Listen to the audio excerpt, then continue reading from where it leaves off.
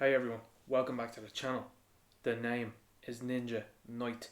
Make sure you like the video, make sure you share the video, make sure you subscribe to the channel and hit that notification bell for future uploads.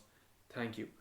So yesterday, Hasbro Pulse rolled out some new images from their Transformers War for Cybertron Trilogy Kingdom line, and I have to say, again, they've knocked it out of the park with this one. So first up, we have Airazor. So Airazor was a character that was central to the story of Beast Wars. She transforms into a falcon, and I have to say the alternate mode here looks very, very nice. The fact that it has a functioning beak is very interesting, and I love how the wings are designed, that they can be articulated and that they can fall out and span themselves outwards. I think this looks absolutely brilliant. One thing I have to say about the Kingdom line so far, the beast modes in general look very good. Now when we take a look at our robot mode, this looks absolutely outstanding, and it looks very akin to what we had seen in the Beast Wars TV show. I think Masterpiece would be hard pressed to beat this. Possibly maybe a better Falcon mode, but I don't think Masterpiece could beat this robot mode very much more than what they've done here. They have done an excellent job. I really like the missiles that are on her wrists. I think it looks really cool. It really bulks her up as well too, and I think overall this is a design that I've always loved, so I'm very much so looking forward to seeing Airazor coming in the main line. This was an image that kind of threw me off. I think that this looks quite strange. I'm curious to see what the media is going to be behind this and what they're going to do with this. Somehow they've put this in, and I don't know why they've decided to do this. It seems quite strange, but maybe there's a reason for it and we will see it. I'm very surprised that a promotional image, which is an official promotional image, has decided to release this one with a board head and a robot mode essentially with them splayed out. There must be a reason for this. Perhaps it's going to be in the IDW comic. That seems to be the only media that this is going to get. I suppose we'll wait and see. Next here we have Dinobot. Now I have to say, as Dinobot is my favourite character in Beast Wars, I'm a little bit underwhelmed by this one. As we can see here with the tail spear, we have the tail end that's cleverly shot in this one, but unfortunately for a keen eye like myself, particularly as a fan of Dinobot, I've noticed that the sword that we will see very soon is a sort of pink purple, and that is protruding out of the back of the tail of the dinosaur mode. Now I know an awful lot of people will say, well, you have to make some sacrifices for this one, but I'm thinking personally, I think the Hasbro could have done something better than what they've decided to do here. The dinosaur mode looks okay. The hands look absolutely ridiculous from what I can see here. I'm heavily disappointed by them, and as we can see, I think the toes can articulate, so it means that you can pop this claw up higher, but I think the head in particular looks very goofy. It's missing teeth at the front here, and this is kind of similar to what we're seeing with the Transformers leader class Grimlock that we are going to see in the 86 line. And after they hit a home run, in my opinion, with the Megatron, this just looks like it's a massive step down. Now what's going to be the fix for this one? Well, I won't be surprised when we see a third party company maybe taking on maybe the dinosaur head, the hands, perhaps the tail. We'll wait and see. I'm heavily disappointed by the alternate mode of this one, but I do have to say, I do think that the robot mode is outstanding. This is something that I think that we're seeing in Kingdom so far.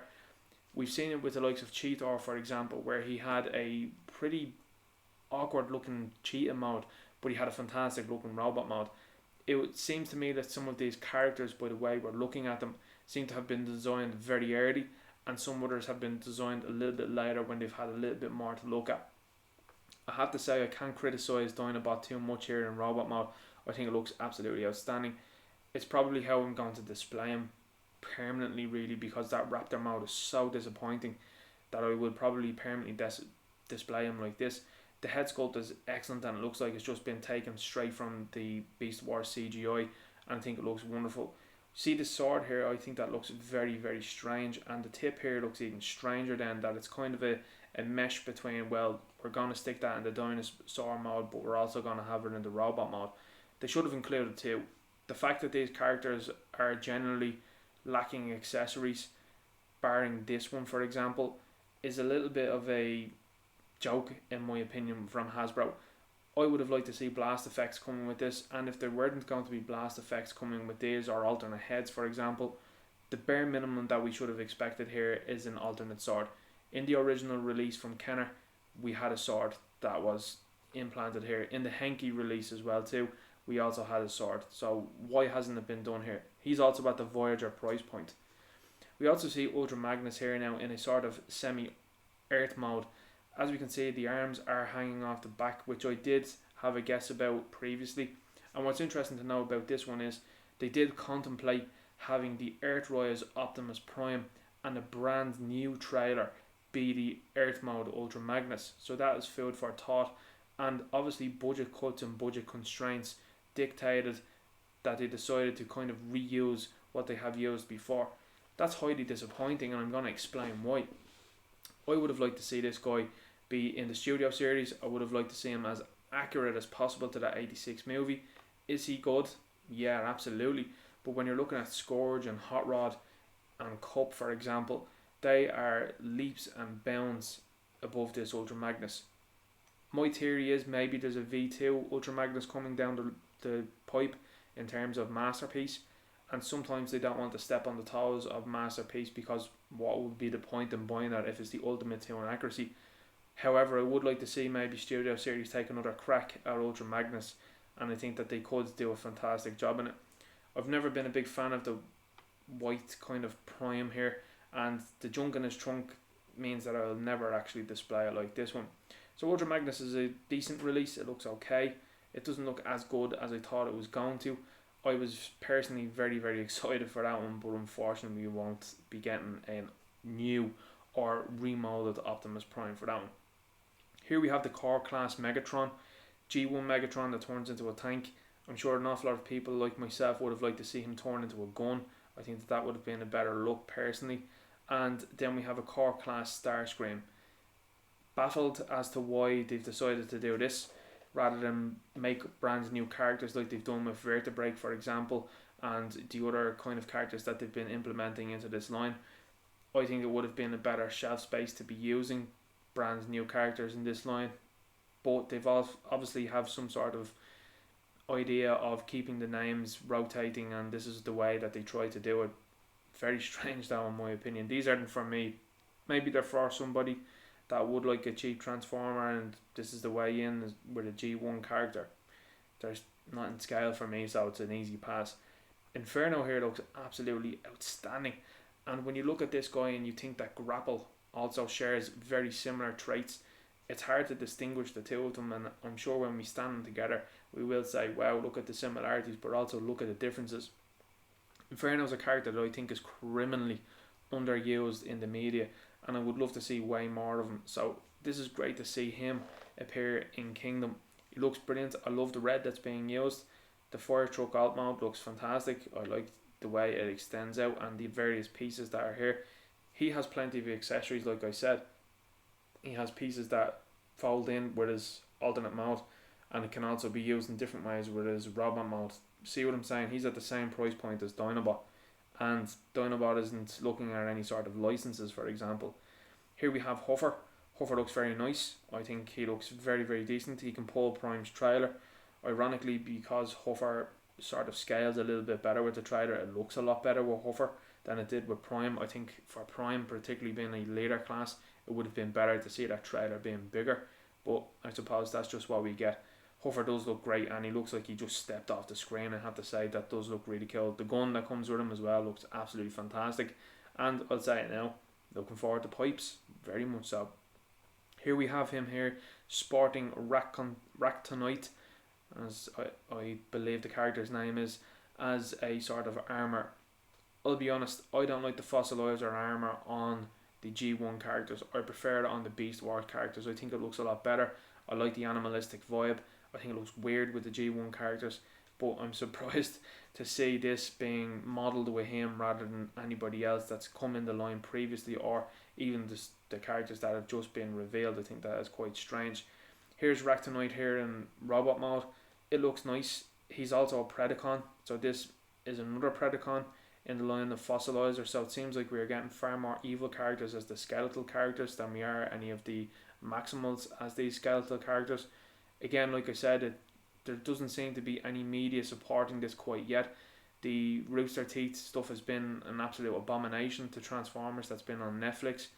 It didn't get good reviews the first time round. The second time round for the Kingdom, not the Kingdom, sorry, I'm talking about the Earthrise release that's going to be coming up, doesn't look good either. So will it make it to a third one? We'll wait and see, but they've put this stuff into comics so far with IDW, another sinking ship. We'll wait and see what happens there.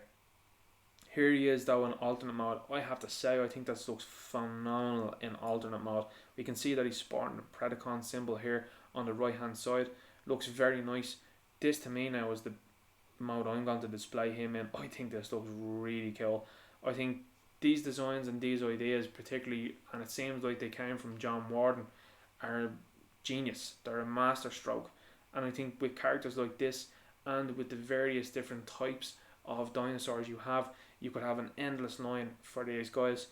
These guys could be put into the Natural History Museum, for example. They could be selling in those type of places. That's another avenue for Hasbro to look at, and I think that this is a master stroke that they do need to capitalise on.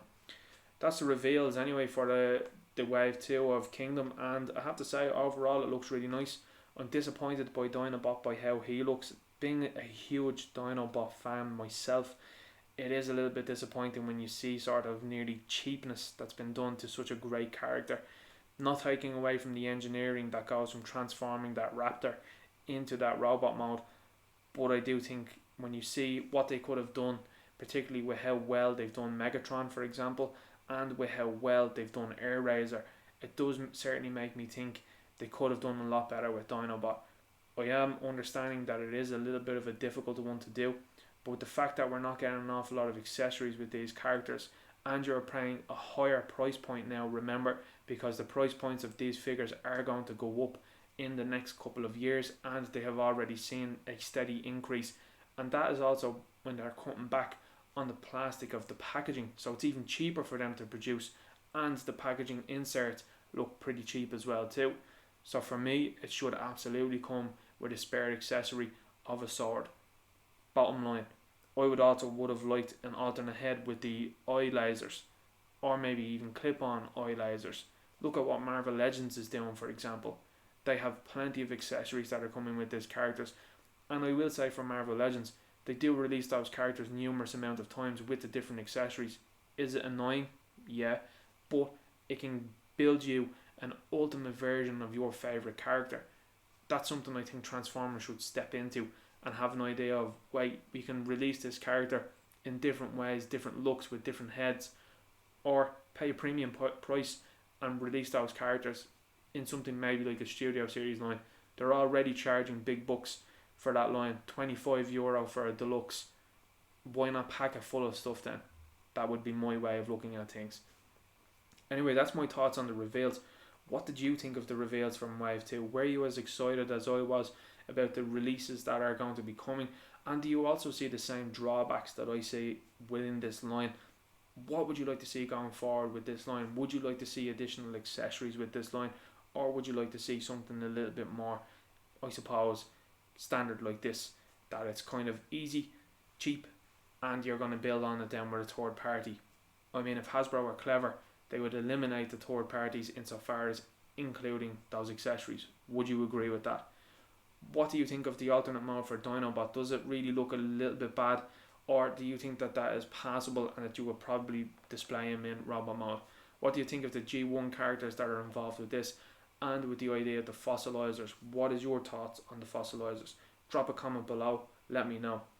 Make sure you like the video, make sure you share the video, make sure you subscribe to the channel, hit that notification bell. Till all are one. Thank you.